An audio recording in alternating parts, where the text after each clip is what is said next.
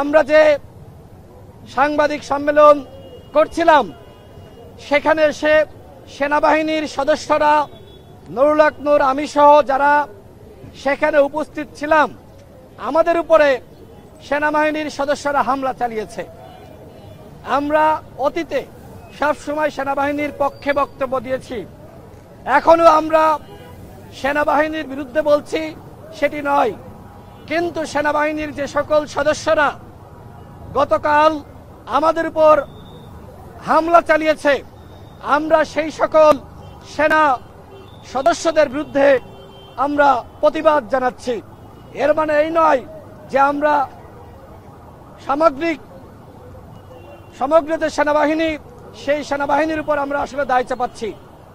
গতকাল সেনাবাহিনীর ঊর্ধ্বতন কর্তৃপক্ষ আমাদের সাথে যোগাযোগ করে, সেই যোগাযোগের প্রেক্ষিতে আমাদের নেতাকর্মীরা তারা কিন্তু যারা নাইটেঙ্গেল মোড় এবং বিজয়নগর পানির ট্যাঙ্কির মাঝখানে ছিল, তারা কিন্তু আমাদের কার্যালয়ে ফিরে আসছিল। কিন্তু সেনাবাহিনী এসে আমাদের কার্যালয়ের সামনে এইভাবে হামলা চালাবে, সেইটা আসলে অত্যন্ত অনাকাঙ্ক্ষিত। আজকে আমি একটু আগে নুরুল হক নূরকে দেখে এসেছি, তার অবস্থা আশঙ্কামুক্ত নয়। তার নাক ফেটে গিয়েছে, তার চোখে আঘাত লেগেছে, তার বুকের উপর সেনাবাহিনী বুট দিয়ে পাড়িয়েছে। এইটা কোন ধরনের বর্বরতা? স্বাধীন বাংলাদেশে আমাদের সেনাবাহিনী, যাদের বেতন দেওয়া হয় জনগণের ভ্যাট এবং ট্যাক্সের টাকায়, সেই সেনাবাহিনীর সদস্যরা নুরুল হক নূরকে চেনার পরেও এইভাবে তাকে রক্তাক্ত করবে, এইটা কোনোভাবেই প্রত্যাশিত ছিল না। আমরা ডক্টর মোহাম্মদ ইউনূসের কাছে জিজ্ঞেস করতে চাই, আপনি কি এই ঘটনা জানতেন? আপনার স্বরাষ্ট্র উপদেষ্টাকে এই ঘটনা জানতো? গতকাল সেনাবাহিনীর পক্ষ থেকে বিবৃতি দেওয়া হয়েছে, সরকারের আহ্বানের প্রেক্ষিতে, আইন শৃঙ্খলা বাহিনীর আবেদনের প্রেক্ষিতে সেনাবাহিনী নাকি মাঠে নেমেছে এবং আমাদেরকে ছত্রভঙ্গ করেছে।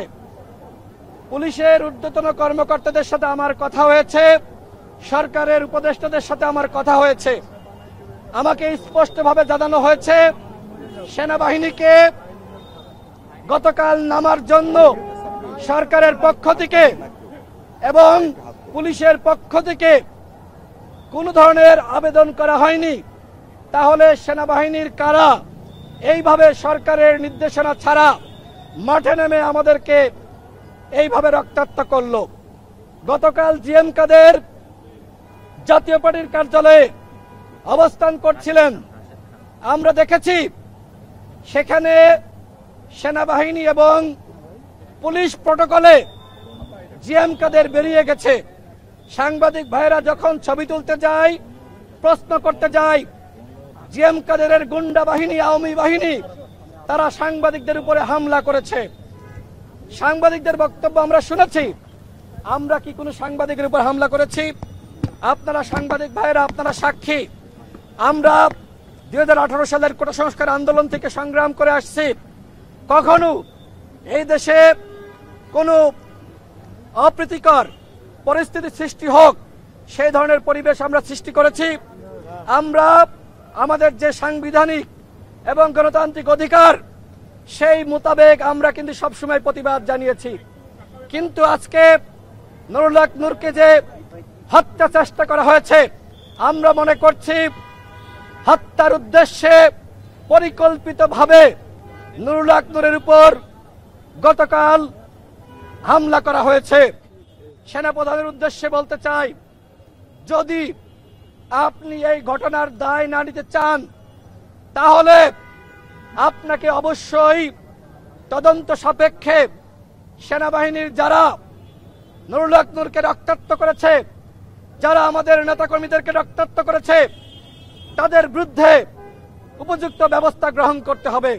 ডিজাইন, এলিগেন্স, বিউটি, সেরা পণ্য সবার জন্য জেভিকো।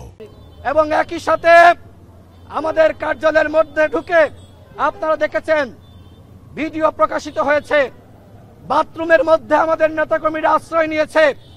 সেনাবাহিনীর সদস্যরা বন্দুকের নল দিয়ে বাথরুম গুতিয়ে গুতিয়ে ভাঙছে, নেতাকর্মীদেরকে একে একে ধরছে আর তাদেরকে রক্তাক্ত করছে। এই সেনাবাহিনী তো আমাদের সেনাবাহিনী হতে পারে না। এই সেনাবাহিনী ফ্যাসিবাদের সেনাবাহিনী। যারা গতকাল আমার ভাইদেরকে রক্তাক্ত করেছে তারা কোনোভাবেই গণঅভ্যুত্থানের পক্ষের শক্তি হতে পারে না।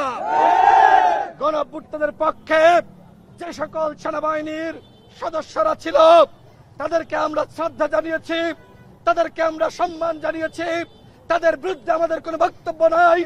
কিন্তু গতকাল সেনাবাহিনীর যে সকল দুর্বৃত্তরা গণ অধিকার পরিষদের কার্যালয়ের সামনে এসে আমাদের সাংবাদিক সম্মেলনে হামলা চালিয়েছে, কার্যালয়ের ভিতরে ঢুকে যারা হামলা চালিয়েছে এদেরকে অবশ্যই শাস্তির আওতায় আনতে হবে। স্বরাষ্ট্র উপদেষ্টা, আপনার কাজটা কি? আপনি কি করেন? আপনি তো সেনাবাহিনীতে ছিলেন, আপনার কোনো দায় আছে কিনা, আপনার কোনো নির্দেশনা আছে কিনা সেটি আমরা জানতে চাই। যদি এই ঘটনায় আপনার কোনো দায় না থাকে তাহলে আপনাকে বক্তব্য দিয়ে অবস্থান স্পষ্ট করতে হবে। অন্যথায় যদি আপনি চুপ থাকেন আমরা ধরে নিব গণ অধিকার পরিষদের সভাপতি নুরুল হক নূর সহ আমাদেরকে যে রক্তাক্ত করা হয়েছে এই ঘটনার সাথে আপনিও জড়িত। আমরা মনে করি তার দায় থাকুক আর না থাকুক, স্বরাষ্ট্র উপদেষ্টা আপনি বাংলাদেশের আইন শৃঙ্খলা পরিস্থিতি কোনোভাবেই নিয়ন্ত্রণ করতে পারছেন না। সুতরাং গতকালের ঘটনার পর থেকে আপনি আর এই পদে কোনোভাবেই থাকতে পারেন না। সুতরাং আমরা স্বরাষ্ট্র উপদেষ্টার পদত্যাগ দাবি করছি। যদি ন্যূনতম লজ্জা থাকে আপনি আজকেই জনগণের কাছে ক্ষমা চেয়ে পদত্যাগ করবেন। আর যদি নির্লজ্জ হন, ব্যয় হন, তাহলে আমাদের কিছু বলার নাই। আমি এতটুকু বলতে চাই, বারবার বলছি, প্রতিরক্ষা সংস্কার কমিশন গঠন করেন। আমরা দেখেছি সেনাবাহিনীকে 18 সালে কিভাবে বিতর্কিত করা হয়েছে। শেখ হাসিনা সেনাবাহিনীর ঊর্ধ্বতন পদে বিভিন্ন আওয়ামী ফ্যাসিবাদের দশকদারকে বসিয়েছে। সুতরাং তাদেরকে সেনাবাহিনীতে রেখে কোনোভাবেই এই সেনাবাহিনীকে দেশের জনগণের পক্ষে কাজ করানো যাবে না। সুতরাং সেনাপ্রধানকে বলবো, আপনি সেনাবাহিনীর মধ্যে যারা ফ্যাসিবাদের দশর আছে তাদেরকে ওই জিয়াউল আহসানের মতন চাকরিচ্যুত করুন। জনগণের কাছে আপনি তাদের নাম প্রকাশ করুন। নতুবা আপনি যদি চুপ থাকেন, আপনি যদি তাদের বিষয়ে কোনো পদক্ষেপ গ্রহণ না করেন তাহলে আমরা মনে করব যে আপনি তাদের আশ্রয় প্রশ্রয় দিচ্ছেন। আমরা সবসময় সেনাবাহিনীর প্রতি আমাদের উদারতা, আমাদের শ্রদ্ধা, আমাদের ভক্তি ভালোবাসা ছিল এবং থাকবে।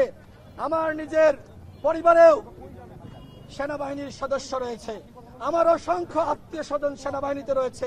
শুধু আমার না, আমাদের প্রত্যেকের পরিবারে সেনাবাহিনীর সদস্য রয়েছে। সেই সেনাবাহিনী কলুষিত হোক, সেনাবাহিনী বিতর্কিত হোক, আমরা তো সেইটা চাইতে পারি না। এই বাহিনী আমাদের বাহিনী। নেতৃবৃন্দরা কেউ জাতীয় পার্টির কার্যালয়ের সামনে যায় নাই, মিথ্যাচার করা হচ্ছে। অনেক গণমাধ্যমে এসেছে গণ অধিকার পরিষদ এবং জাতীয় পার্টির সংঘর্ষ। না, আমাদের সংঘর্ষ হয় নাই। আমরা কার্যালয়ের সামনে অবস্থান করছিলাম, সেখানে সেনাবাহিনী এবং পুলিশ এসে আমাদেরকে রক্তাক্ত করেছে। আজকে নুরুল হক নূর তিনি আশঙ্কামুক্ত নন, তার বিদেশে উন্নত চিকিৎসার জন্য ন্যায় লাগতে পারে। আমরা সরকারকে বলবো, নুরুল হক নূর একজন জাতীয় নেতা, তাকে এই ঢাকা মেডিকেলে যদি আপনারা পরিপূর্ণ চিকিৎসা না দিতে পারেন তাহলে বিদেশে চিকিৎসার ব্যবস্থা করেন। অন্যথায় নুরুল হক নূরের কিছু হলে চলবে আগুন ঘরে ঘরে।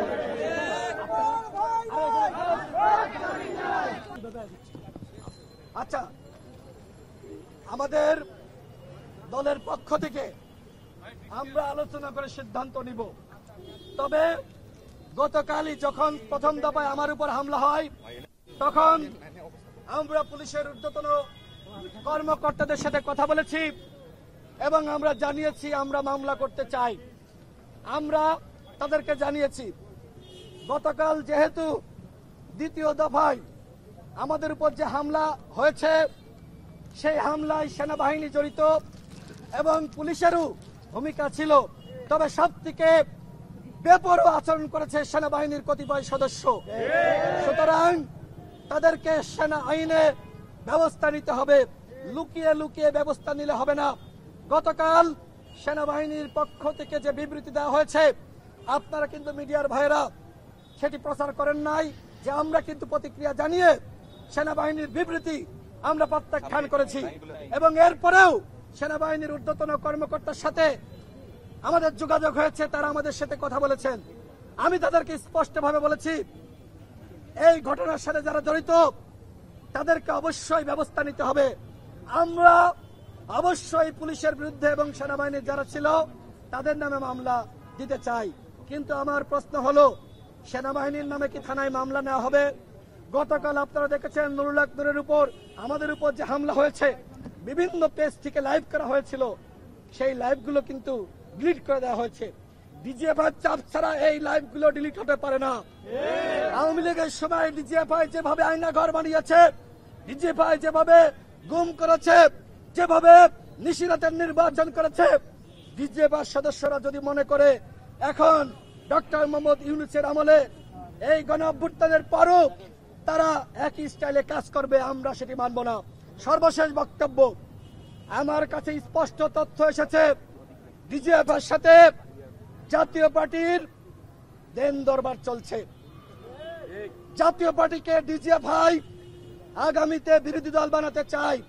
এই জন্য এই ডিজিএফআই গতকাল সেনাবাহিনীর মাধ্যমে জিএম কাদেরকে প্রোটেকশন দিয়েছে। জিএম কাদেরকে বলতে চাই পিঠের চামড়া থাকবে না। তুমি যদি ডিজিএফআইয়ের ইন্ধনে আবারও রাজপথে নামো, তুমি যদি নির্বাচন করার চেষ্টা করো, জনগণ কিন্তু দাঁত ভাঙা জবাব দিবে। ডিজিএফআই বলেন, এনএসআই বলেন, ডিএসবি বলেন, গোয়েন্দা সংস্থা, আপনাদের খেলার দিন শেষ, এখন জনগণ খেলবে। আগামীতে আবার সুষ্ঠু নিরপেক্ষ নির্বাচন হবে, নির্বাচন নিয়ে তাল বাহানা চলবে না। আমরা লক্ষ্য করছি ডিজিএফআই তাল বাহানা করে জাতীয় পার্টিকে বিরোধী দল বানানোর চক্রান্ত করছে। এই চক্রান্ত জনগণ রুখে দিবে। আমি আবারও বলছি, যারা এই হামলায় জড়িত তাদের বিরুদ্ধে সেনাবাহিনীকে ব্যবস্থা নিতে হবে। ডিএমপি কমিশনার আমাকে ইতিমধ্যে জানিয়েছে যে পুলিশের যারা জড়িত তাদের বিরুদ্ধে তারা ব্যবস্থা নেবে। আমি আবারও বলি, আমাদের উপর কিন্তু সেনাবাহিনী হামলা চালিয়েছে, পুলিশ বাহিনী হামলা চালিয়েছে। লাল শার্ট পরিহিত যে ব্যক্তি সে সম্রাটের উপর হামলা করেছে, নুরুল হক নূরের উপর নয়। নুরুল হক নূরের উপর সেনাবাহিনীর কতিপয় দুষ্কৃতিকারী তারা হামলা চালিয়েছে। ধন্যবাদ।